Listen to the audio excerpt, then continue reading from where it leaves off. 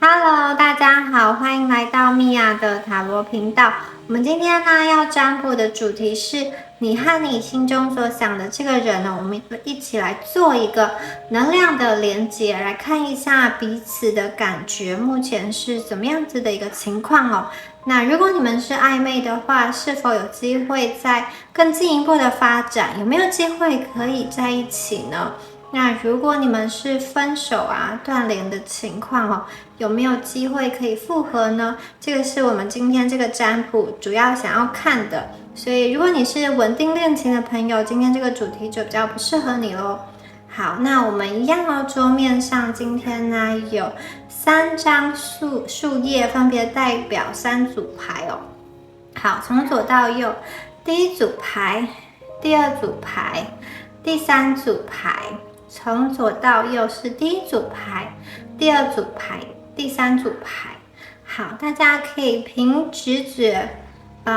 选一张你们最喜欢的那个叶子，或者是说你们现在伸出手的话，你最想要触碰到哪一张叶子，哪一片叶子哦。好，那如果选好的朋友们，你们就可以利用下方的资讯栏连接到你们那一组牌去听解牌。那如果还没有选好的朋友也没有关系哦，我们会放一段静心的音乐，大家可以一边听着音乐一边选牌哦。我们把自己一些杂念还有一些各种很负面的思绪，或者是说各种很困扰你的一些心情，暂时放下。我们用一个比较放松、比较净空的心态来做选牌哦。好。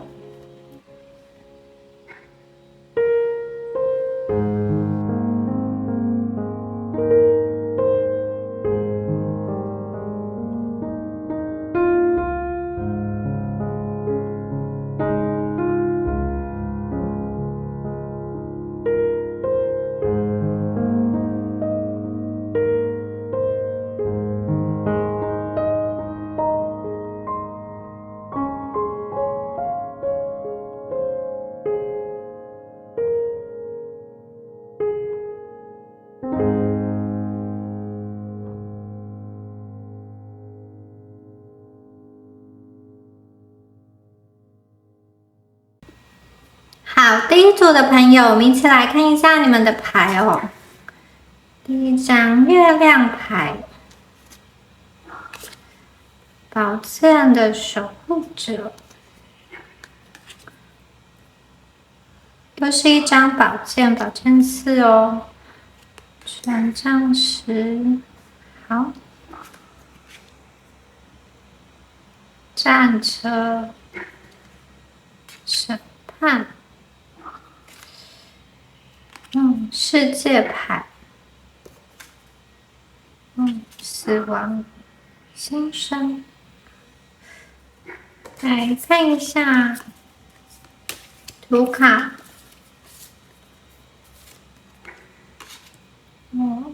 野狼，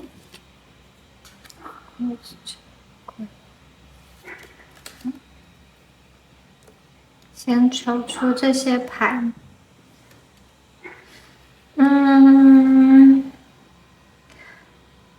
第一组的你们呢，我觉得，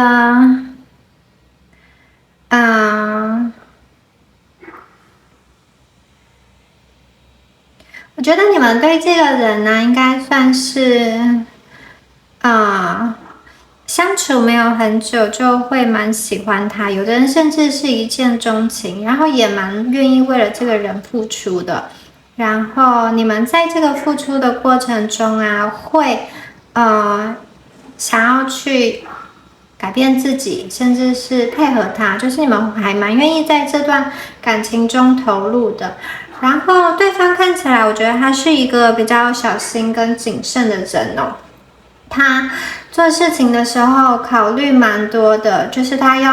好像想好了很多东西之后他才会踏出他的第一步。就是他要，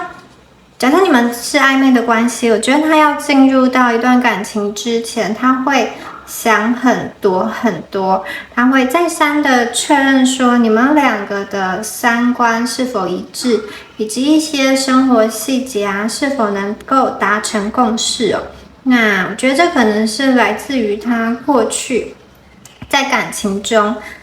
有失败的一个感情经验呢，或者是一个感情上的一个创伤哦。我们第一张牌出现的就是月亮牌哦。好，我觉得这个人其实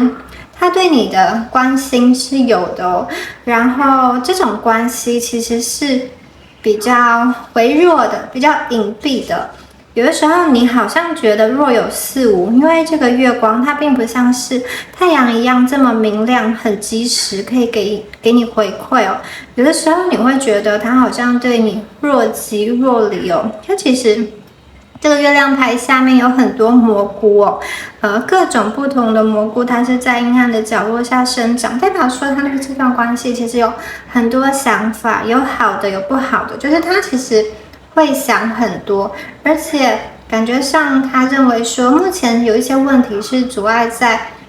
你们之间的。那他有的时候想解决，可是有的时候他好像又会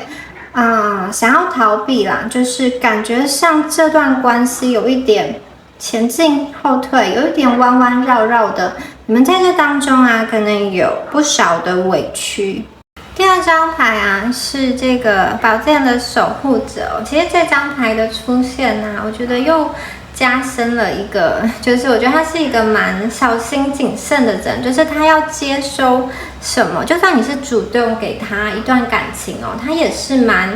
蛮小心的在接收一些善意的，因为我觉得他好像他的头脑应该是蛮敏锐，而且是一个理智的，他是一个聪明理智的人。你有的时候会感觉上他有一点冷冷的感觉，那为什么会冷冷的？当然就是他试图想要抽离他的很多的感觉感情啊，他喜欢思考，就是他行事并不是太鲁莽的，我觉得他是一个蛮谨慎规划的人哦。假设他还没有准备好接受一段感情，他会拉开一段距离，他想要保持多一点距离，让自己有更多的弹性、更多的自由、更多的空间。好，那假设你们两个曾经是在一起的话，我会觉得这个人蛮需要一个自由自在的空间。那这个空间可能不小哦，因为他想要在这个空间保持他自己的独立性，然后在这个空间他可以做好他自己的事情。我觉得你们一部分喜欢他，也是因为他的这种敏锐独立，然后他这种保持自我的独立性。其实我觉得你们一方面被这种东西吸引，可是一方面啊，这个人好像又会太投入他自己的事情的时候，你们又会觉得说对方好像比较冷淡，或是说讯息啊要回不回的，你们有一种备受冷落的感觉哦。所以有的时候其实你们在这段感情中其实是有一点不安的，那好像感觉上常常会需要去猜测他的一个想法哦。然后接下来我们出现的牌是 Four of Swords 这张牌哦。那这张牌其实大家可以看到，他画的是一个冰天雪地之中，然后有一把长椅，长椅上斜靠着4支宝剑，它代表的是一个休息、比较静止的感觉哦。好，宝剑它已经不是在打仗了，它是一个斜靠着休息的状态。那这代表什么呢？我觉得这个人啊，他其实从这3张牌前面这3张牌看起来，这个人在做感情决定的时候，真的是蛮容易反复而且犹豫的。然后他还蛮需要放松，就是他看待事情好严肃，我觉得，而且好压抑哦。他就是很想要把每一件事都可以理清，因为他不大想要去在他的人生中踏错一步，或者是说再踏错一步。他可能之前有过不好的感情经验，然后因为一些错误的决定，造成他承受了很大的一个后果。觉得他为了不让自己受伤，他很试图很小心的保护自己哦。然后一方面呢，我觉得他是一个蛮固执的人呢，就是他并不是这么容易让你去知道他的想法的，而且他某一方面有一点武断，就是他认定的事情就是认定了，比较难改变他的想法哦。但是啊，我觉得他其实蛮，他如果对你许下承诺的话，我觉得他是一个值得信赖的人。虽然他不擅长表达情感，可是他蛮实际的，就是他会给你一些看得到、摸得到的东西。他会用一个务实、自律的一个生活来给他的另外一半一种比较实质上的保障跟安全感，不是这种天马行空画大饼的一个想法。然后我觉得这个人啊，他喜欢的对象哦，应该也是认真、自律的、负责的。下一张牌是 Ten of Wands， 我会觉得他其实在身上啊担负了很多的一个责任，那有些责任是他自愿去承揽的，他甚至会主动去面对逆境，主动去挑战。有的时候在外人看起来啊，他好像负荷过重了，就是他把很多事情都揽在自己的身上，可是他就是有一种我想要挑战极限的感觉。而且我觉得这个人也不大会说不，就是他会觉得他是一个应该要去承担很多的人哦。这些东西有的东西他甚至会帮家里的其他人去承担他们的责任，或者是在他的公司啊、他的事业、他的学业上，我觉得他会去帮其他人收尾，或者是完成一些事情哦。我觉得这个人某一方面而言，他去接受这些东西啊，就是其实是希望得到其他人的信任跟好评的哦，所以他愿意去承担一些原本不是他应该承担的这些责任或者是任务，而这样做呢，确实会让他的一个主管、他的一个上司以及他的同事、同学啊，或者是他的家人很信任他。可是这个信任呢，就会变成能者多劳。我觉得他其实反而被赋予更多的责任要去做。他有的时候是享受这种被信任的感觉，可是有时候确实是这些会让他造成压力。那这个压力理所当然的就会影响到感情嘛，因为他会觉得他有太多的脑袋跟心思要烦恼感情以外的其他事情哦。如果感情对他来说又是一个他要去烦恼，或者是说两个人有一些争吵的话，他会暂时把它放在一边哦。然后刚刚说到这个人喜欢的对象啊，也是认真型的一个人哦，所以如果你们也是这一方面的人，甚至如果你跟他是有这个同事啊，或者是说事业上的合作的关系的话，我觉得你们会在一起的合作的这样子的关系啊，非常容易产生一个革命的情感。他会看到你的认真投入，以及你对他的事业的一个协助，而更加推展这段感情。然后我觉得你跟他应该是一遇到这个人的时候啊，就有一种很强烈的这个连结感。那这个连结感呢，包含一种就是说不出来的感觉，以及这种好像身体上的一个吸引力吧，就是你有一种搞不清楚为什么你就是会被这个人吸引哦。而且啊，你被他吸引之后，或者说你遇到他、认识他、深入了解他之后，你满脑子反复的想的都是他哦。而且他的一个讯息啊、一个回应啊，其实你常常会去想说，有没有其他的意思，或者是说，他这么说有没有这种就是有没有什么言外之意啦？就是常常会想要去，你很想要去看透这个人，了解这个人，但是这有的时候会让你好像比较累、比较不安的感觉哦。好，刚刚说过嘛，如果你们是在一个暧昧的关系的一个阶段哦，我觉得这个人哦，他看起来是想好了之后，他就会前进。我们这边出现了战车牌，他其实现在在考虑一些东西，在考虑什么呢？你跟他的三观是否相符？还有你们两个啊，如果在一起之后啊，接下来可能会往哪一个方向发展哦？两个人在一起，就会要一起住在哪里，要不要小孩及双方的一个家庭啊，是否能够融合等等。我觉得他考虑的东西蛮多的，他就是一个会想很多的人。那他一旦在决定了之后，他其实就会像这个战车牌一样，有一点拨云见日的感觉。一开始啊，这个船呢是暗的，好，然后好像有很多的这种岩石啊在阻碍的，可是其实往前走之后，就看到了光明，就看到了出口。所以我觉得这个人啊，他一旦想通了之后，他的行动是很快的，他会。他确定这个东西，或者说确定这个人，确定你是他要的之后，他的行动力就会变得很快。那目前呢，他的行动是慢的，因为他正在审思自己也包含了他自己。他除了想你是不是适合他之外，他也包含了他在想说，他究竟可不可以跟你相处得来，可不可以给你一段好的一段感情，因为他很重视感情，又越重视啊就越害怕，所以他其实在感情里面啊是蛮小心翼翼的，然后他也是害怕受伤的，就是他怎么说呢，有一点因为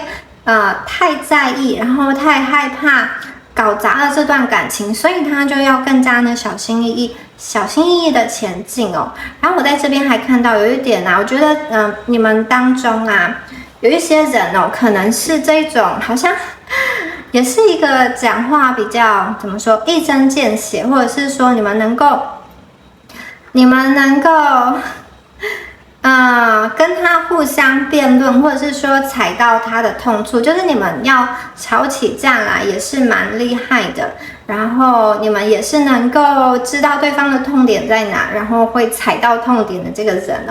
那如果是这样子的状况，我觉得他其实内心有一点稍稍的害怕你们，因为这边一直有一个休战的感觉你们可能之前有过激烈的争吵的话，这个人他其实会觉得他并没有这么喜欢吵架，因为只要是说他身边有太多需要去忙的事情了，如果感情又要一再的去磨合，或者是说透过争吵来磨合，他其实会蛮累的，那他会有一种我想要先休战先放一边的感觉。好，如果你们呢是这种分手断联的一个状况我真的觉得你们过去在感情中双方都承受了很多的压力包含两个人价值观需要去磨合，以及生活习惯或者是说外界有其他人的一个介入等等的，然后你们的这些争吵会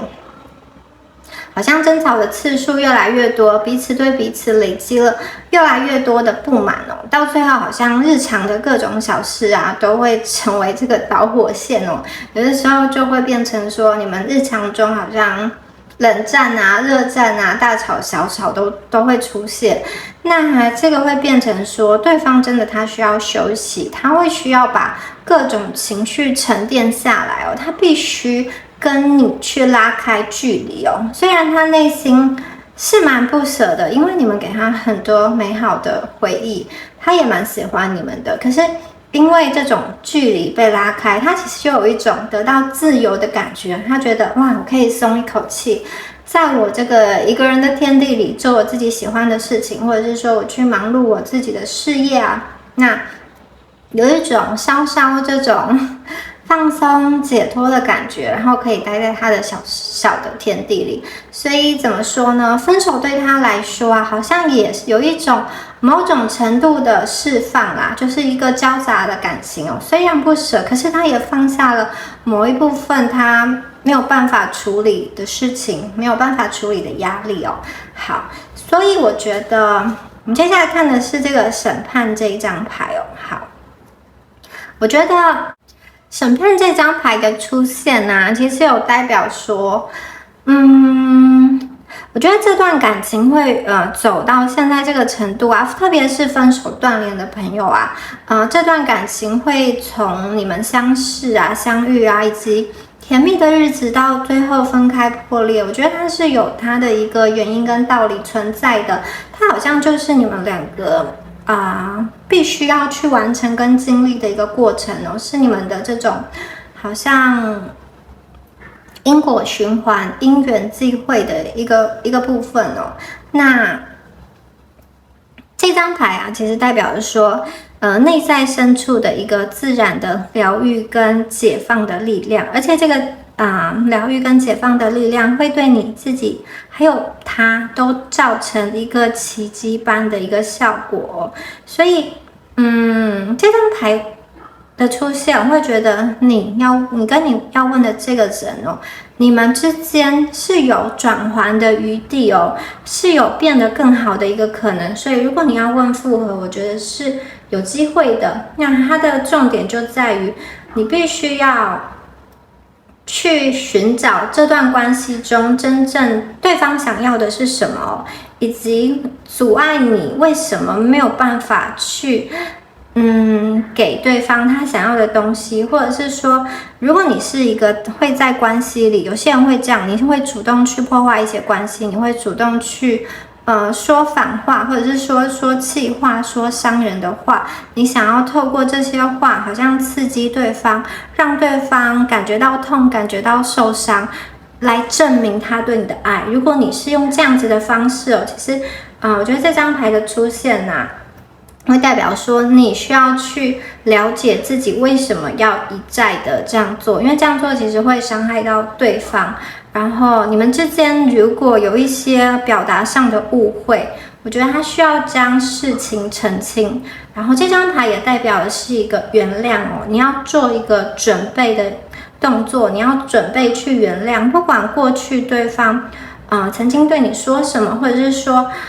伤害了你，我觉得你们需要去在心里释放那种受害者的感觉不要以受害者自居，你可以选择不受伤。当你选择不受伤的时候，你其实就会从一个好像艰难的状况，或者是说你会从一个死巷中找到一个新的活路，新的出口。你会觉得你被解放了，你会觉得你被释放了，你会觉得你放松了。当你放松下来，自然而然的，你们之间的关系也会有变化。这个僵局呢是可以被打破，你们是有机会可以再续这个前缘，然后可以达到一个像世界一样圆满的一个状况，修成正果的状况。但是前提是什么？你们必须要经过这个蜕变，死亡的一个蜕变好，这个蜕变有点像是说，你把旧有的自己打破了，你走到审判之门之前你要把自己进行一个蜕变。就是如果说你现在是一个就是很习惯追着对方要答案要回应的人你把对方逼得太紧的话，你可能要换一个方式来对待他，否则你用旧有的方式可能会加速他的一个逃离那这边这个蜕变除了你要进行提升跟改变之外，对方也有他需要经历的课题也就是说当你们两个看这段关系的角度可以以一个新的姿态，或者是说一个更加成熟的感情观去面对彼此的话呢，这段关系再续前缘的机会就蛮大的。但是我觉得这当中会需要经历过一段的时间，要走到这个审判之门之前，我觉得他会需要一些耐心，特别是你这边会需要一些耐心的等待。然后我觉得有的人你们可能甚至就是你们两个在复合再续前缘之前，你们两个可能会经历过其他人就是经历过其他段的感情，然后因为这些感情的经历，你才真正懂得一些事情，你才能够真正完成这个蜕变。有些人的情况是这样子的。然后我们接下来再看到刚刚抽的2张图卡，一张是这个野狼，一张是鬼。其实对方真的蛮想念你们的，我觉得你们有点像是幽灵或者是说鬼魂一样就有点缠住的感觉。这种缠住会让他不经意的想起你就是想忘记也没有办法忘记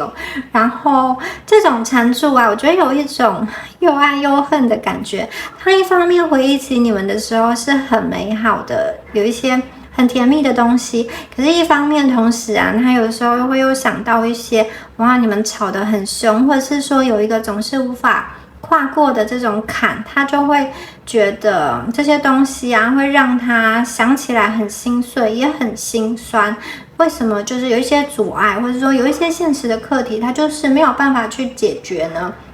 所以这些问题啊，或者说这些思绪啊，好像就像鬼魂一样，一直萦绕在他的这种心头哦。然后我们上面这张牌啊是野狼嘛，我刚刚说过，他其实是一个蛮需要他个人空间的人哦。他这个时候啊，前面的权杖十，我一直觉得这个人感觉蛮累了，他需要休息了。好。他需要休息，所以他其实蛮需要一个空间，安静的空间，一个心灵的避风港。如果说目前他的感情上是没有可以去支撑、提供给他这样子的一个温柔的空间的话，我觉得他会选择一个人哦，因为他在感情里，他蛮希望对方给他一个温柔的陪伴，不批判的陪伴，而且配合他，支持他所做的任何决定，以及支持他做他想要做的事情，接受他的一个掌控欲。他其实是希望感情的步调可以按照他的方式来走，同时啊，他希望在这段感情中，他是一个被需要的，因为我觉得他会以他自己觉得好的方式来去付出，来对待另外一半哦。他如果很爱你的话，他其实真的会把全世界都给你，他会很专注的投入在这段感情中。可是呢，如果一旦这个感情发展不如他的预期，我觉得他也是退得很快，他也是一个很内在胆小的人哦，他也会表现得很冷漠，所以有的时候他给出的爱的能量，我觉得没有这么稳定哦，有的时候非常的热烈，很投入，可是有的时候碰到困难的时候，他好像又会退缩了，特别是他很怕争吵，很怕这个问题他没有办法解决，或者是说两个人没有办法达成一个协议或者是协定哦，他也不喜欢对方一直好像很委屈的勉强自己在配合他，好像是会变成说他很像是一个坏人一样，他也不喜欢这样。所以我觉得如果你们要等这个人哦，如果你们是这种分手的状况，期待跟他再续前缘，两个人真的就像刚刚说的，都需要进行一个蜕变，然后呢，可以一个更新的姿态来面对对方哦。特别是我觉得他看到你由内而外的改变的话，其实你们这一组复合的几率很高。那如果是暧昧的话，我就觉得这个人他需要一些时间思考，就像刚刚说的，他蛮喜欢自己想事情安静的独处，所以如果他需要休息，他需要安静的时候，你让他思考就好了。等他想清楚了，他其实就会往前走哦。他如果真的确定你们之间是 OK 的，是适合的，他其实会努力的奔向你，会跟你一起规划未来的蓝图，而且他不只是规划，他是要拉着你的手一起经历的。那所以你们必须给他一点时间，让时间去酝酿，让时间给你一个答案，好吗？那你们在这段等待的期间呢，请把重心先放在自己的身上哦。你们可以把那种对他人牺牲的这种感情啊，跟或者是为他人付出的这种力量啊，先用在自己的身上，去提升自己的内在跟外在，或者是说呢，你就好好的让现在的自己更加的快乐。这个也是有助于你跟他之间能量连结以及能量加深连结的一个方式哦。你这边的正能量以及这种频率是会传达到对方那边的，他会受到这种震动所吸引。好，以上啊就是第一组有关你们今天的解牌咯，希望今天的解牌对你们有帮助哦。那如果有任何问题，都欢迎在下方留言哦。好，那就祝福选到第一组的观众朋友咯，我们下次见，拜拜。Hello，选到第二组的朋友，我们一起来看一下你们的牌哦。好 ，Child of Swords， 权杖九 ，That's Four of Wands，It's Four of Pentacles。好。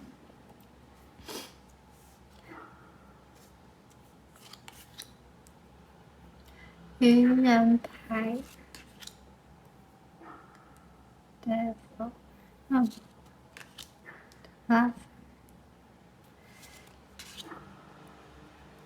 It's for Cups。好，来看一下你们的图卡，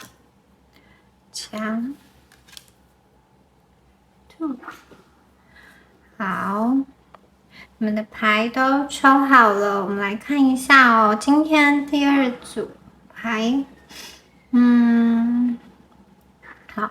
我觉得啊，第二组的你们呐、你们今天面对的这个人呐、他好像有的时候哦，他是一个，就是他很多心事都不说，或者是说他有一些，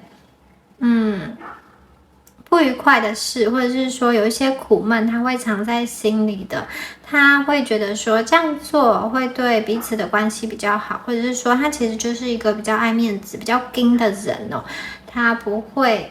想要把很多自己的脆弱面去暴露出来。那我会觉得说第二组啊，你们今天面对的这个人哦，他好像。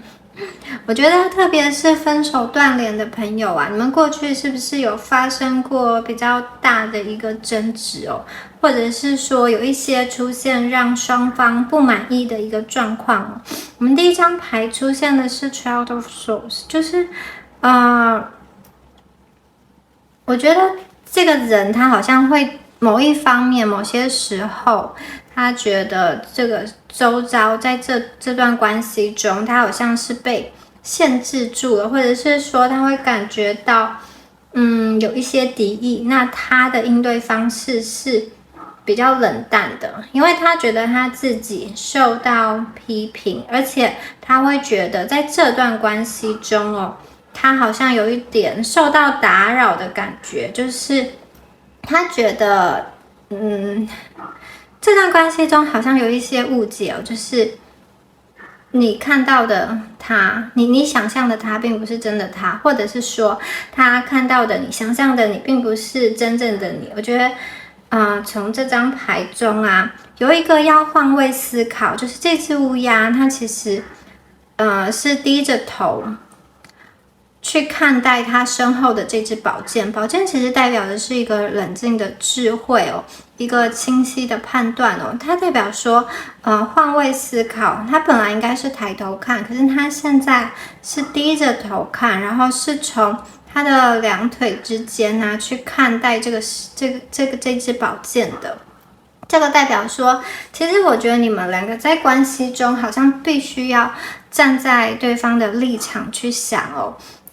感觉上过去啊，不知道是你还是对方，就是有一方会一直翻旧账，会一直咬着一些过去不愉快的事情哦。那其中一方啊，如果想要解释的话，就会觉得说不知道该如何解释，好像说也不对，不说也不对。那在这段关系中，我觉得有一个人好像觉得特别被限制住了。特别觉得在这段关系中难以舒展，难以表达他真实的自我，然后他内心有一种好像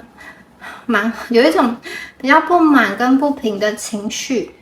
不知道你们是哪一方觉得自己在这段关系中没有那么的自由，好像必须去迁就对方。然后我们第二张牌出现的是 Nine of Wands。哇，我觉得这张牌啊，有一种比较防卫的姿态。为什么会防卫呢？我觉得这个人他的内在小孩好像被烫伤了，他会需要好好的保护中间这一朵玫瑰，很脆弱的这个玫瑰，他的心哦，所以他现在好像有一些比较内向的感觉，面对感情，因为好像你们在沟通上并不是很顺畅因为不是很顺畅，会变成说两个人在关系中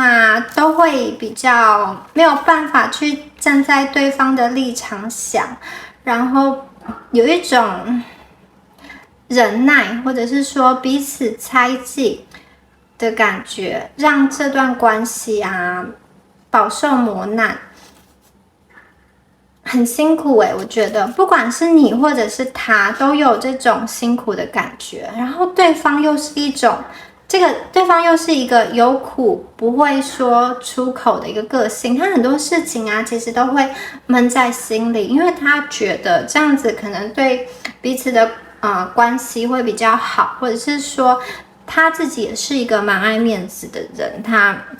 不大习惯把自己脆弱的一面暴露出来，所以他可能会选择一个关闭把自己的那扇心门给关起来。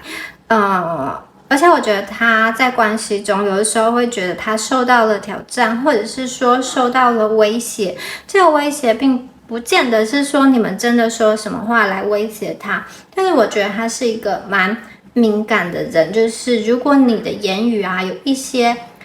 地方刺痛了他旧有的一个伤口，他其实就会把自己封闭起来，他并不是一个这么容易敞开自己完全打开自己进入亲密关系的人所以某些时候他其实是抗拒交出他真实的内在他会想要保护自己，因为其实真实的他包含了很多不安、敏感以及一些旧有的伤口，还有比较胆小的那个部分，他这一面是不希望让别人看到，也不希望让你看到的。那也因为这种封闭我觉得变成说你常常要去猜对方在想什么，然后造成你们中间可能会有一些误会。这种误会其实渐渐的好像会消磨你们两个彼此之间的一个缘分。然后我觉得如果这一组的人你们是一个比较暧昧的一个状况我会觉得其实这个人一看到你的时候就会觉得其实你们很像这个小兔子一样你们有一种惹人怜爱的感觉那这种惹人怜爱特别是出现在你们这种为别人付出，或者是说有一点单纯，这边还出现了愚者牌，我觉得某一方面在他眼中的你们是一个比较单纯内心很纯净的人，有的时候好像对别人有一点不设防，就是容易被骗，容易被欺负，或者是有的时候太过信任朋友反而被陷害，这种都有可能。他觉得你们这种面对世界的单纯跟纯真很可爱，然后也蛮需要被保护的。一开始他遇到你们就是觉得你们像小兔子惹人怜爱，他很想要亲近你跟保护你。那如果是分手断联的朋友我觉得他其实最初在跟你相处的时候，他其实是有认定你的，而且是有好好的想要跟你走下去的想法然后这个人他是这样子的，就是他对于感情他是属于慢慢的加温，慢慢的加温他会一边观察一边投入。然后我觉得他也是一个蛮算是务实的人，就是除非他确定这个人是未来要跟他走下去，走得长长久久的，就是他认定了这个人，他才会整个付出去，整个掏心掏肺的付出，不然他会稍微有一点保留，因为这个人他感觉上他之前在感情中是有吃过亏，或者是说他有被伤害过，有的人甚至是有过这种被劈腿，或者是他有一段之前的婚姻的结束。他走了一些，就是在婚姻上他走过一些冤枉路，走过一些他不想要去经历的事情所以他在感情上会有所保留，因为他不想要再重蹈覆辙。然后这边出现了一道墙这个墙中间有一个小小的眼睛，大家有看到吗？我觉得对方好像目前的状态是他其实是把自己保护起来，他筑起一道墙，你们并不是这么容易接近他哦。如果你们要接近他，你们可能要翻墙哦。可是呢，他其实自己啊开了一个门，然后他在这个门之间呢，他露出了眼睛，偷偷的在观察你们哦。如果你们不小心跟他对到眼，他可能又把这个门关起来。我觉得他是属于一个默默的观察你，偷偷的在观察你的状态。我们这边有出现 Explorer of Wands 跟 Explorer of Pentacles， 代表说这个人目前在他的生活中，他有他想要去追寻的事情、追寻的目标，甚至我觉得有些人的他是处于一个比较竞争的环境，然后他有一些新的项目要开展，或者是说新的计划要开展。有的人可能是换了一个这种工作上的组织，或者是说他被指派了一个新的任务，或者是他的职位有所这个升调。他的职位有一些变动，有的人是居住地的变动，有的人好像是学校的一个转换，可能去读了新的一个课程等等的。那所以我觉得他生活中目前是有挑战的，有竞争的，而且他对于这个挑战跟竞争是野心勃勃的，他想要把它做好，他想要将它完成，而且这个人他蛮努力的，在实现物质世界的一些成就财富，他蛮重视现实社会的，就是他很重视面包哦，他并不是一个会为了爱放弃江山的人，我觉得不是哦，他是希望两者平衡的，他很重视这个物质世界的实现跟自我成就的这种名声啊，他非常需要这一块来作为他内在的一个自我肯定。掌声，或者是说一些头衔，还有外人的一些肯定，对他来说都是重要的。所以我觉得他其实现在啊，有蛮多事情要忙的。那一方面，他这种忙碌啊，也是对于他而言是可以分散注意力的一件事情哦，因为我觉得过去啊，看起来在这个关系的一个纠结中的一个状况，他自己也不好受。然后某一方面，如果他没有办法给你们长期承诺的话，他也会觉得好像有一点亏欠你们。这个人他其实也不想要耽误你们。我觉得你们有一些人可能是处于一种异地、远距离的状况，或者是一个三角恋，这个三角恋又更加纠结。所以我觉得他表面上啊是冷淡的，他其实是因为把自己封闭起来。为什么呢？因为他觉得他在这段感情中其实找不到一个施力点去开展，或者是说在过去啊，他曾经努力克服，但是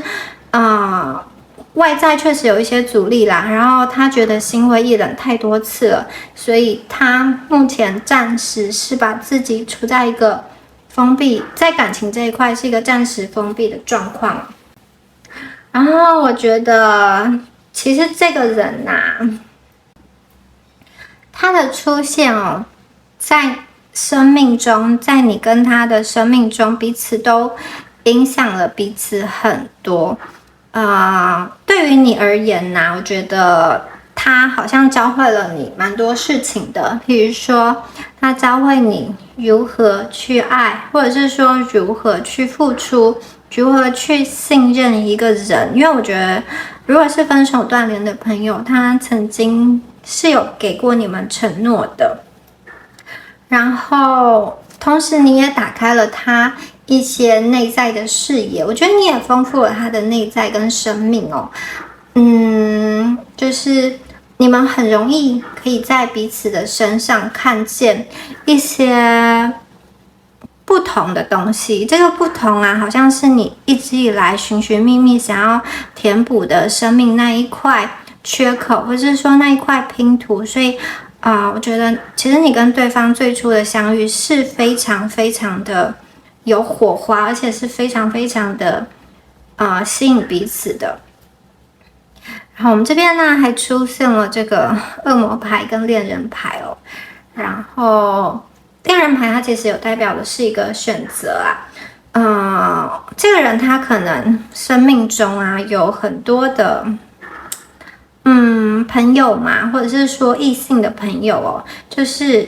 有的时候我会觉得这个人分散了很多注意力在其他的事情上，有可能是他的同事吧，有可能是他的同学，有可能是他这种同好，兴趣上的同好。然后我觉得他对外人其实也蛮好的。那有的时候这个界限啊掌握的不好，会让你们在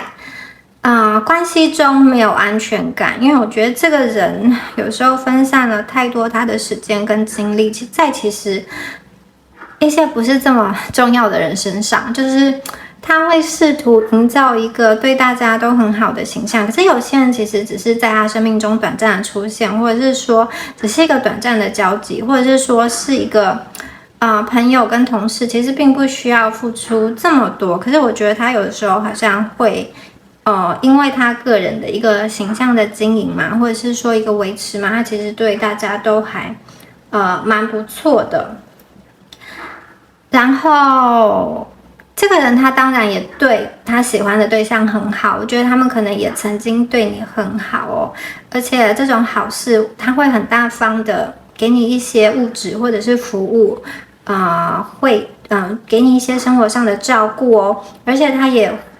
这个好也是会遍及到你身边的朋友跟家人的，就是他也会对你身边的人好，而且他也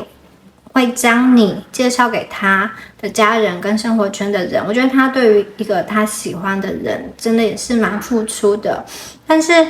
我觉得他就是当感情稳定下来之后，他好像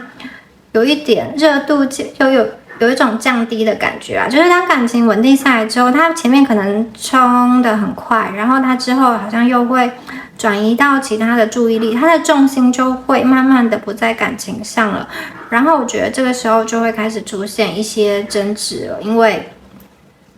我觉得前面被很好的对待，然后后面对方好像有一点抽离的感觉。这个抽离其实并不是完全抽离，只是说他的重心就是移走了到其他的地方，然后你们可能在这段关系中常常会有一种失落感然后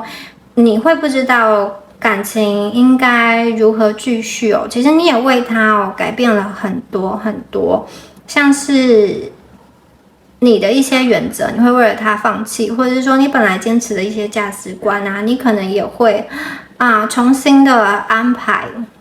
哪一些是重要的，甚至是说会依照他的想法去改变一些人生的优先顺序跟次序然后你们这么做其实就会有的时候好像在一个这种迷雾的森林中，不知道该怎么前进因为你会觉得你付出了很多，或者是说你等了他一段时间，可是你又不知道这段感情到底会不会有结果呢？最后会不会拨云见日呢？你再这么等下去是否值得呢？会不会你的时间你的青春就这么耗费了？我觉得在这当中有的时候有一种绝望跟放弃，想要撤退，想要远离的感觉。然后有的时候好像又听到什么消息，你们又想要抱持着那个信心，想要前进想要继续等然后中间还有蛮多的不甘心，又爱又恨，然后也很想念，觉得自己做的不好，不够贴心，但是又对他有一些埋怨，觉得他怎么没有好好对待你，中间有好多好多复杂的情绪在这张牌里面。我觉得那对方其实他也是把一个他自己的情绪压得非常深的人甚至我觉得他因为压得太深了，其实也有的时候他都没有去，他就是把自己关注了嘛，把这个情绪封闭了，所以他都是用他的理智层面在思考，他其实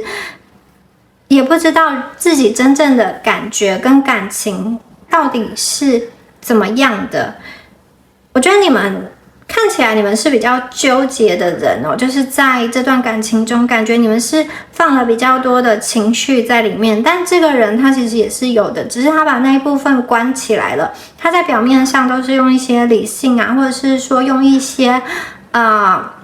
常规，或者是说用一些他觉得对的一些价值观来处理，该怎么处理就怎么处理。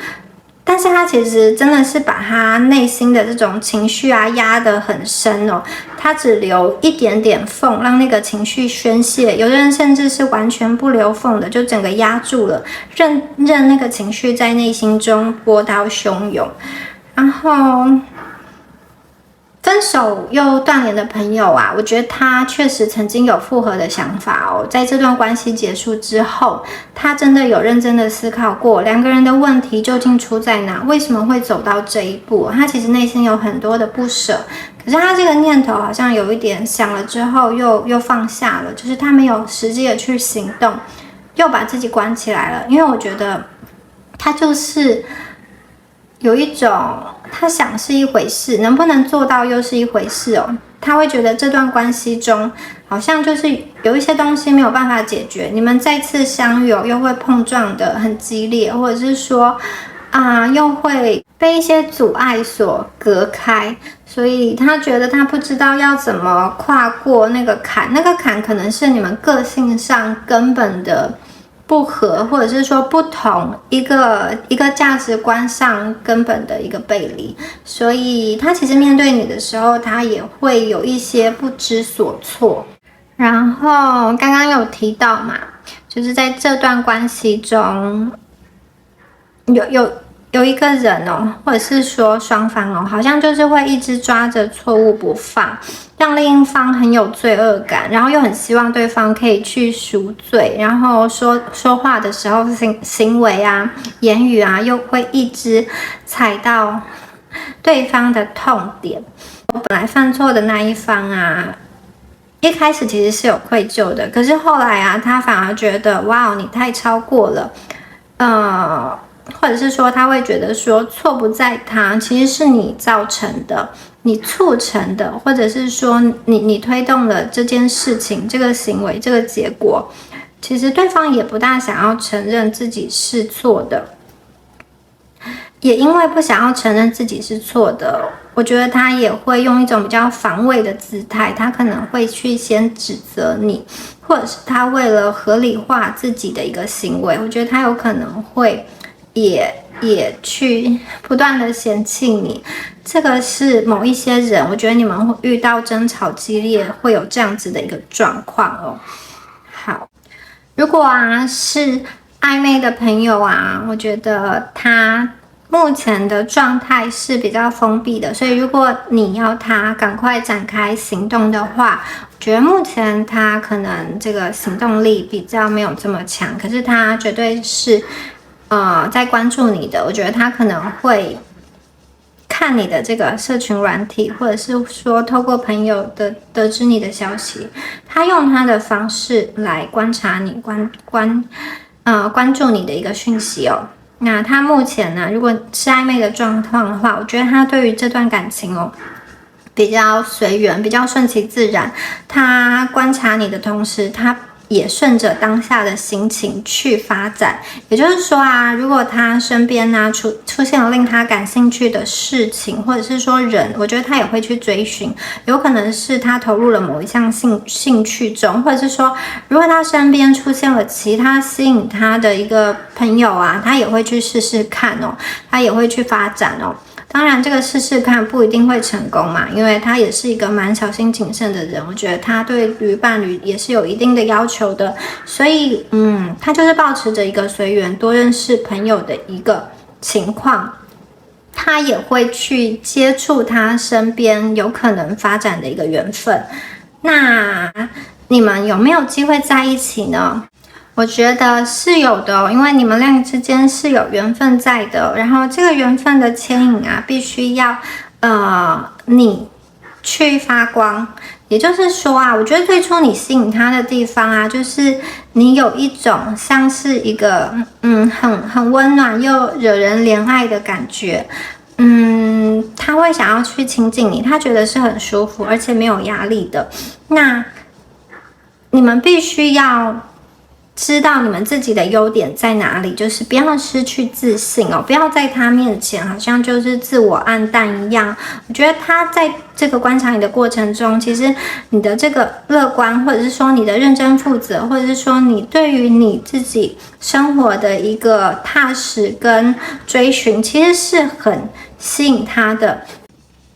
我觉得是有的哦，因为你们两个之间是有缘分在的，然后这个缘分的牵引啊，必须要你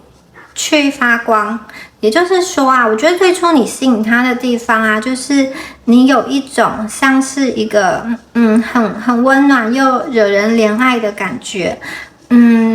他会想要去亲近你，他觉得是很舒服而且没有压力的。那你们必须要知道你们自己的优点在哪里，就是不要失去自信哦，不要在他面前好像就是自我暗淡一样。我觉得他在这个观察你的过程中，其实你的这个乐观，或者是说你的认真负责，或者是说你对于你自己生活的一个踏实跟追寻，其实是很吸引他的。可是他在抉择的时候，他其实因为我在这边有看到有人是一些三角关系，或者是说暧昧的朋友，他其实是有其他的选择的，就是他假设要选择你哦，他其实是要放弃其他人或者是其他事情嘛，或者是说他要去改变他生活环境中的某一个现况，去来接近你、靠近你，也有可能是这个居住地的一个迁移哦，或者是他需要去克服某一项困难才能够接近你，所以我觉得暧昧的朋友他在评估哦，就是你值不值得他做了这些牺牲，就是他选择这个，他最后选择你到底是正不正确呢？所以他会一边观察你，其实也一边在顺其自然的发展他身边的一个缘分。但是我觉得你们是有机会在一起的，只要你不要刚刚说过，你不要自己灭了自己的自信，不要自己灭了自己的光。记住你最初是怎么样吸引他的，他其实很喜欢你们身上那个闪亮的特质哦，那种单纯的纯净的灵魂，那种充满智慧的一个内在哦。他在去接触其他人的时候，他没有办法在其他人的身上找到同样的频率，所以你们要就是坚持自己的一个方式跟走自己的路哦。你们身上是有很多爱跟光芒，这个爱跟光芒你是能够散发出去给一些比较缺乏温暖的人。这一点呢，是他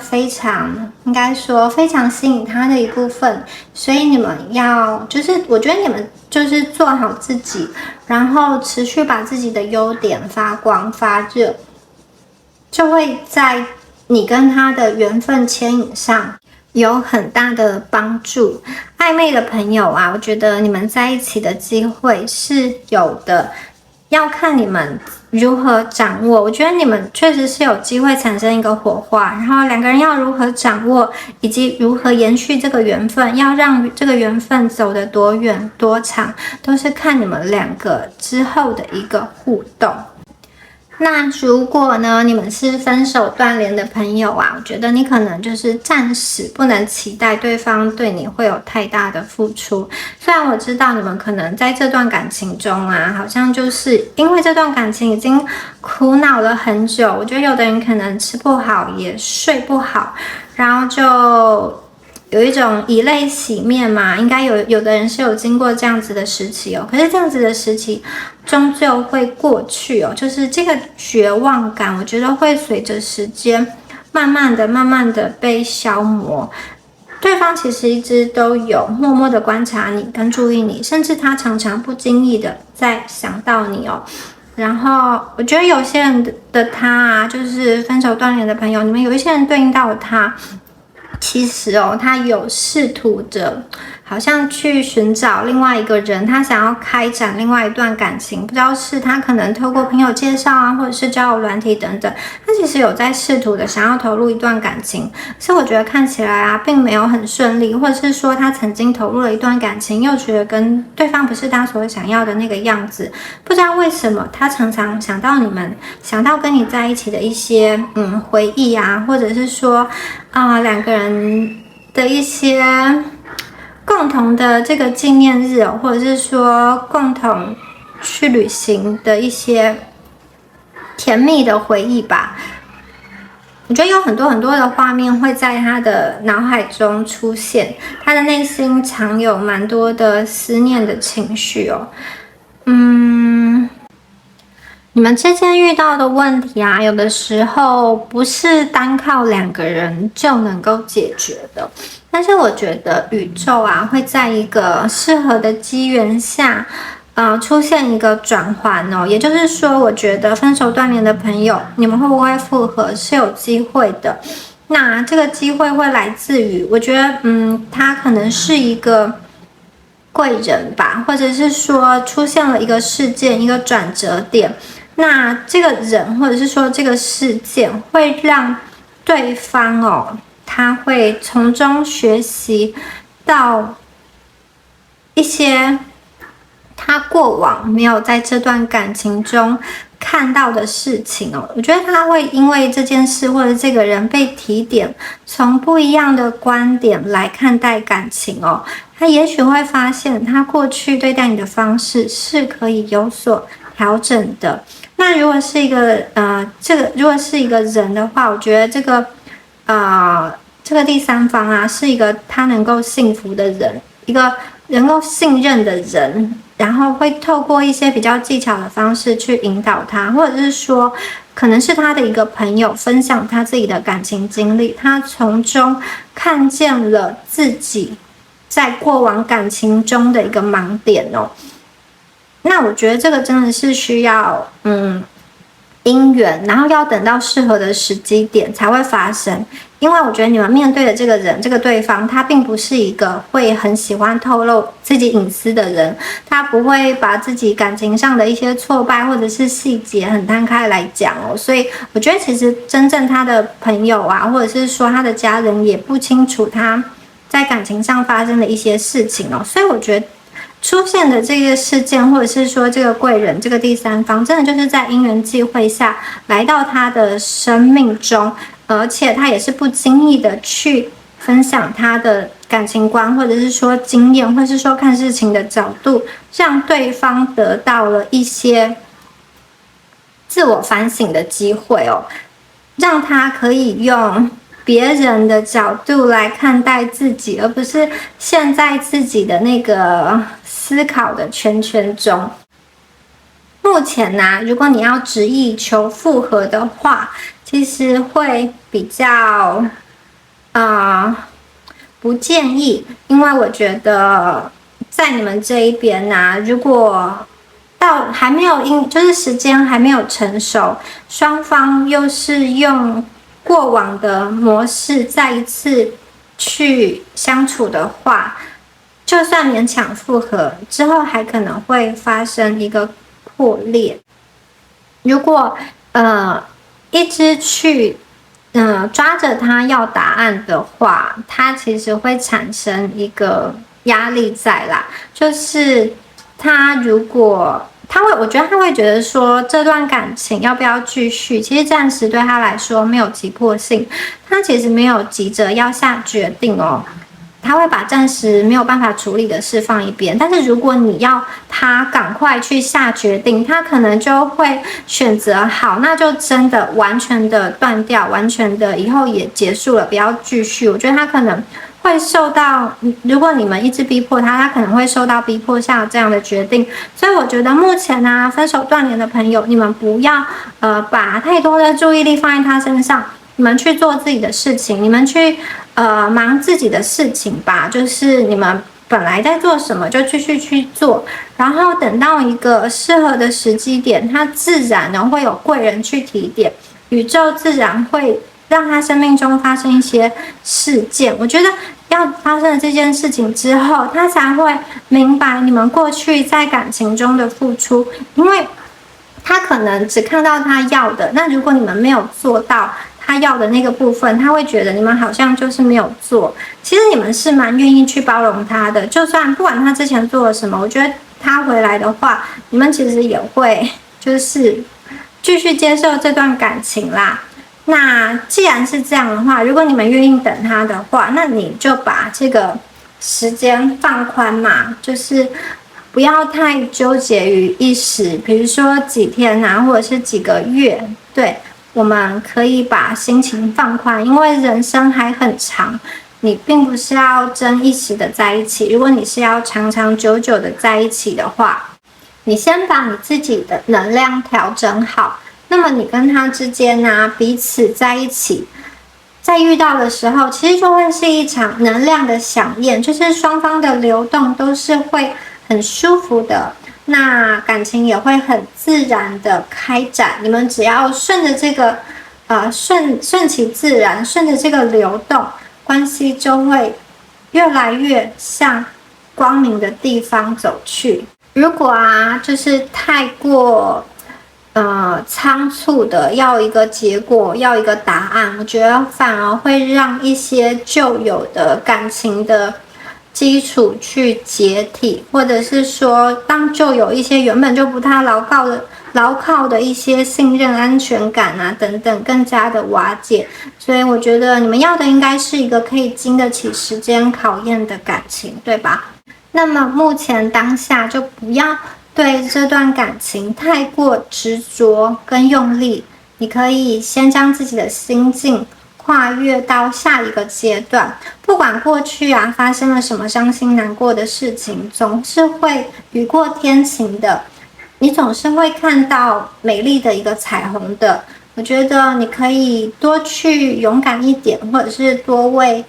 你自己的未来去奋力奋斗。然后你要重新展开你的笑颜，你要重新去找到自己内在的平静，这样过往的这些都变成你自己内在的一个养分，甚至去感恩。我觉得他也教会了你们蛮多的事情嘛，虽然他可能也伤害了你们，但是当你的念头转换了之后，其实就会给对方带来一个耳目一新的感觉。等到水到渠成，等到这个因缘际会成熟的时候，你们再次见面，我觉得这段感情是有机会再续前缘，是有机会再次聚首，以及有一个新的推动的。好，以上就是第二组的朋友你们今天的解牌啦，希望今天的解牌对你们有帮助哦。那因为这个是一个大众占卜，所以请大家听取对应你们自己的讯息。如果你觉得比较不符合的话，你就可以再去听听看其他的选项，或者是其他的占卜哦。如果有任何问题都可以在下方留言。那就祝福选到第二组的朋友咯，我们下次见，拜拜。Hello， 第三组的大家，我们一起来看一下你们的牌哦。Ten of Swords， The Tower， Six of Cups， Wheel of Fortune， Two of Pentacles， Ace of Wands。你可以看两张图卡。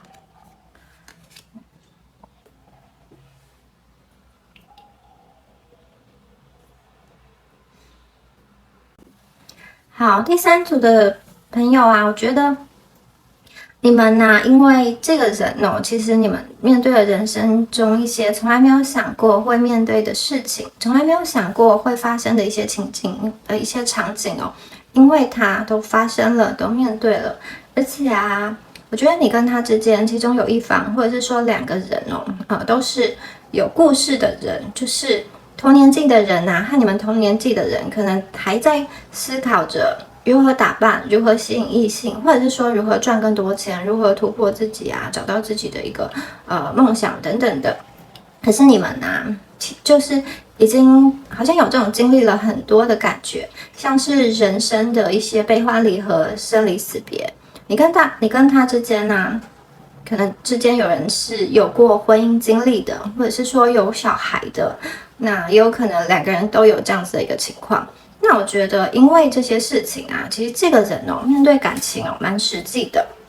他是有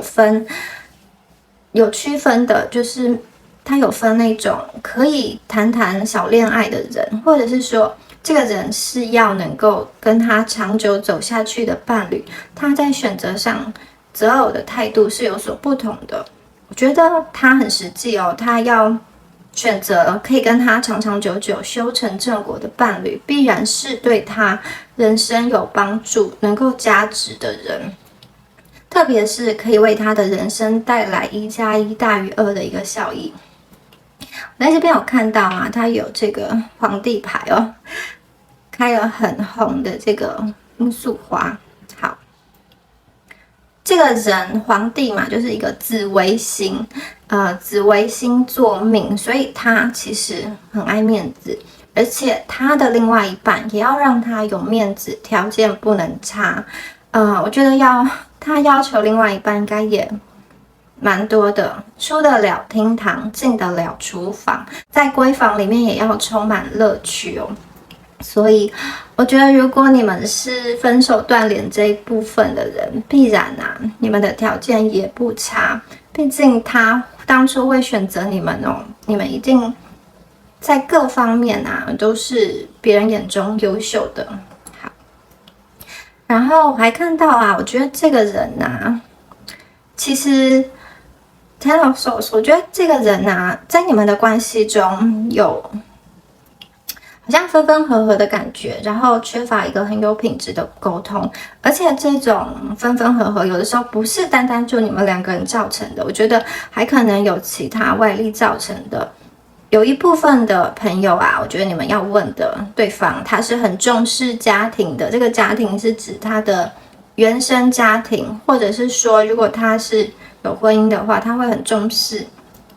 前一段婚姻，或者是说那一段婚姻的一个家人的意见啦，就是他会蛮希望他家庭都要认可他的另外一半，因为结婚对他而言并不只是两个人的事，而是两个家庭的一个结合，所以他其实考虑的很多。我觉得有的时候这段关系有好多其他的声音哦，这些声音让你们的关系，让你们的故事哦，变得比较复杂，也走得比较辛苦。有的时候会有一些好像心被画出一道一道的伤痕，比较心痛的感觉。这张牌其实真的很痛，有非常多的这个宝剑啊，还在砍最后这个树桩哦，已经剩下一点点的树根了，他还继续在画。所以这段感情啊，我觉得会让你们走得比较辛苦。那如果是暧昧的朋友啊，或者是说这段关系的一个初始啊，我觉得你们对他而言是非常耀眼的哦。你们的包容力很强，很会照顾人，特别是你们对于自己人哦，或者是说自己的家人朋友啊，自己的爱人，特别是爱人，真的蛮好的。你们是一组敢爱敢恨的人哦，而且我觉得你们很有智慧，在感情中你们的第六感很强，所以其实对方面对你的时候，他其实也是不敢去哄骗你，或者是说不敢去轻视你，不敢去随便对待你的。虽然他有这个紫微坐命，他有的时候想要向皇帝摆出某一种架子，但其实他在内心知道你们是聪明并且有智慧的。你们这一组的人呢，假设遭遇了感情的背叛哦，或者是说你们发现感情中有第三者，如果你决定要这段感情的话，其实你们会蛮有智慧的，软硬兼施去击退第三者。那如果你们面对你自己喜欢的人，我觉得你们也是蛮热情的，就是你们会主动的示好，或是主动给对方机会，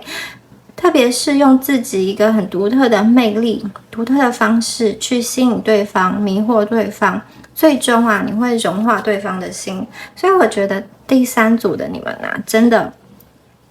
也是蛮优秀的一群人。就是你跟他有点像是强跟强啦，你们2个人都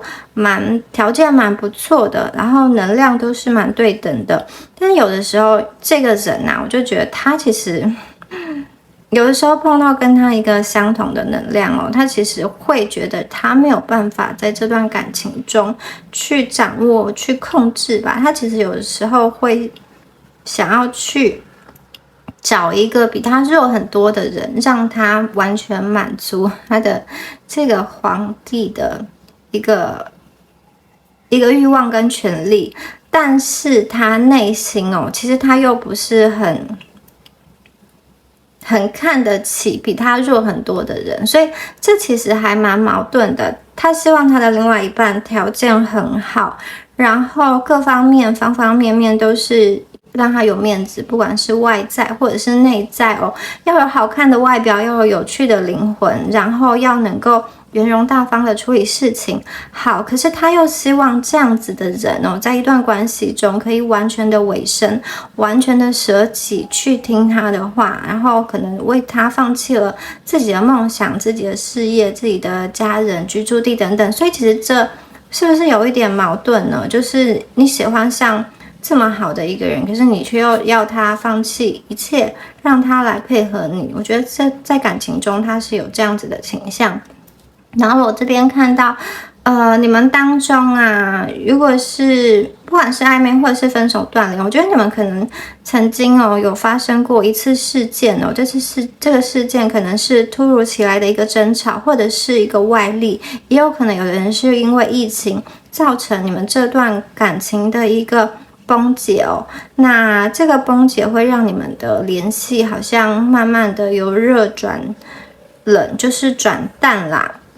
这种感觉是一个突如其来的事件哦，有的人好像是突然发现了一些不忠的讯息，或者是突然起了很严重的争执，或者是突然因为外力你们没有办法很常见面了，然后这种东西啊，感情的基础啊被动摇了，就是根基没有这么稳固了，所以很多的猜忌、很多的不安就会油然而生。如果啊是暧昧的朋友啊，我觉得你此刻面对的这个人啊，他会有一点心浮气躁，你们是真的蛮吸引他的，他也对你们很有兴趣，我觉得他会慢慢的在接近你们哦。不过这个人哦，他好像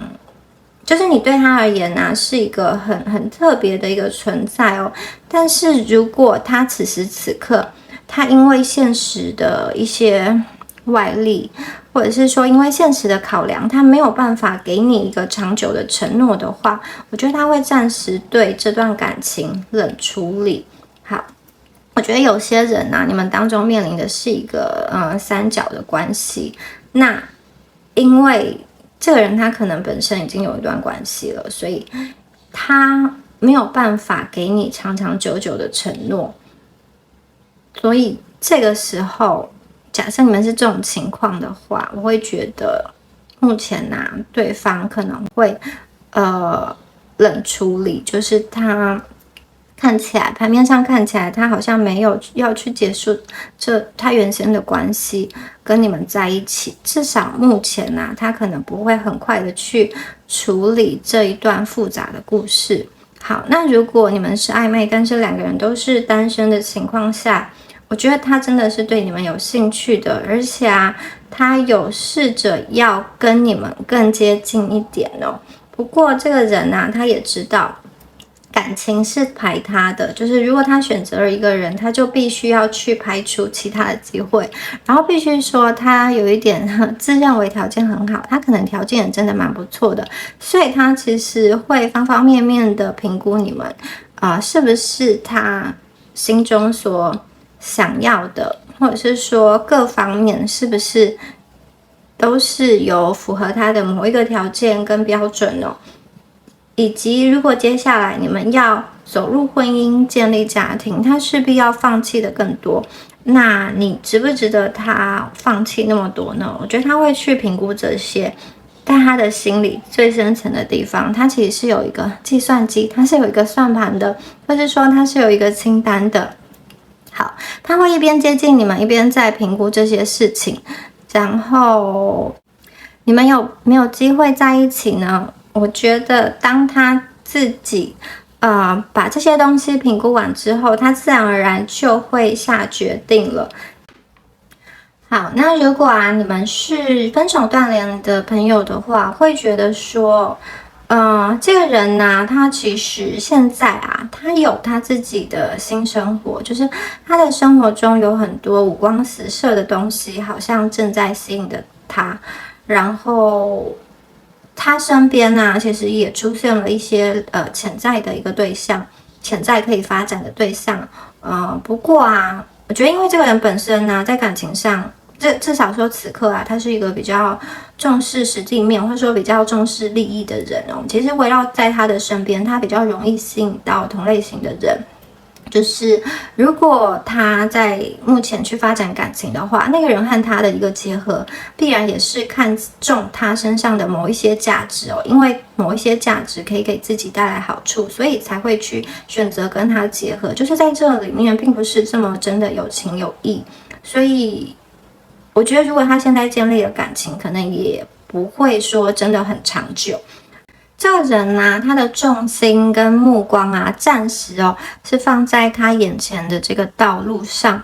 如果要说复合的话，我会觉得目前从牌面上看起来，短时间他比较没有这个想法。然后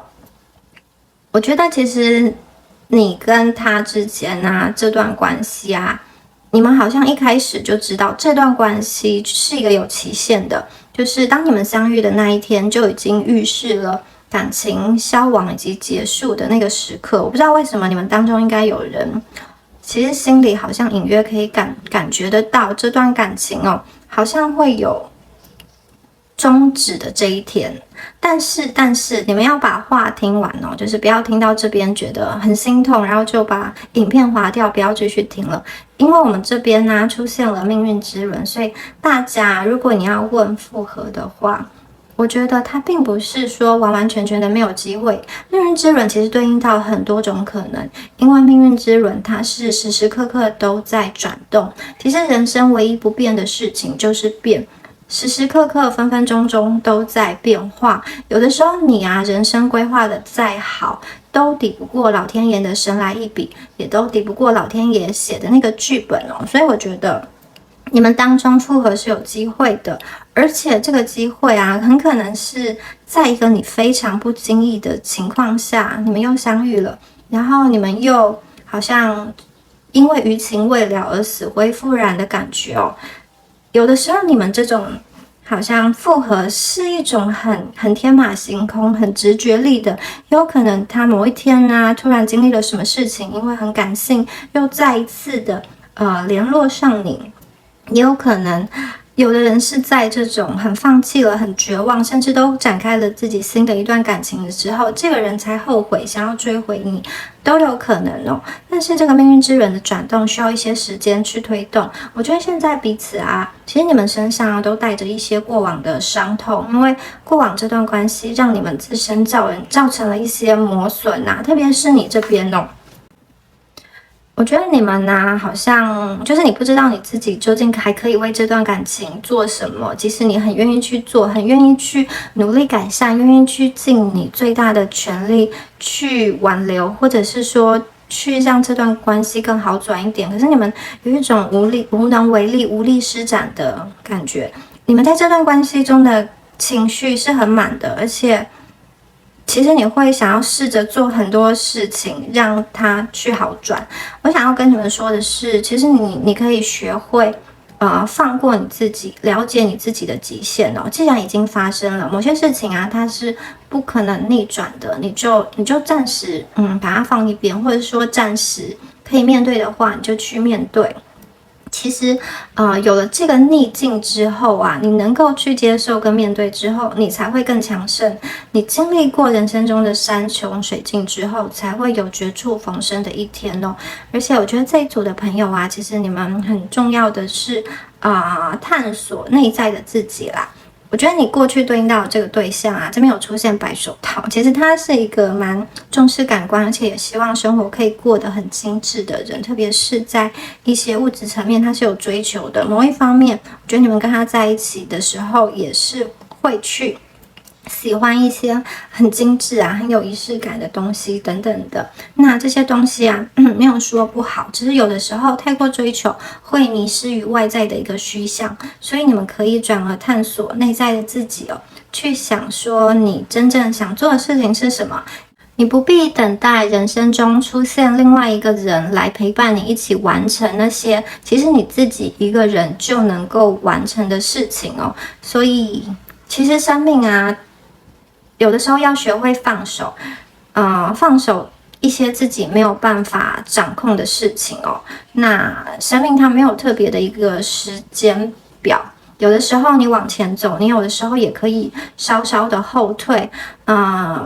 你走不一样的路的时候，其实也会看见不一样的风景哦。我觉得这组的朋友啊，你们前方是有新的脚本在等着你们的，有新的人在等着你，在前方有一个新的舞台已经为你搭建好，并且在等着你的到来哦。这段感情啊，这个关系的终结啊，其实就像是你生命中的一个分水岭，一个转折点。其实你们一直以来啊，都做了好多的努力，可是却始终达不到心中所期待的感情的样貌，也不知道要怎么让这段关系更加好转。在这个时候，你们比较重要的是学会放过自己哦，学会去了解自己的一个极限哦。当你做好了你这边这一部分的功课的话，我觉得对方啊，他其实内在也要相对的提升，才能够去与你匹配吧。就是因为你们在这段感情中真的已经为他去退让了蛮多的，他这边呢也必须要相对应的去给出一些真心诚意的一个爱。你们如果啊再次相遇，命运之轮让你们再次聚首的话，你本身啊会成为他的一个命运，你会成为他一个想要去挑战的事情哦。他会向你们低头，他的姿态不会再像从前一样这么的高傲。他虽然会低头，但并不是完完全全的就听你们被驯服。我觉得这当中啊，其实还蛮多是需要你去包容他，你去有一种舍己的爱。如果你们再次复合啊，这种羁绊啊，或者是说牵绊，会比前一次更深，感情会更加的浓烈，因为这就真的是一种命中注定的再次的结合，再次的复合。好，以上啊就是有关第三组你们今天的解牌啦，希望今天的解牌有帮助到你们哦。有任何问题都可以在下方留言，那就祝福选到第三组的朋友咯，我们下次见，拜拜。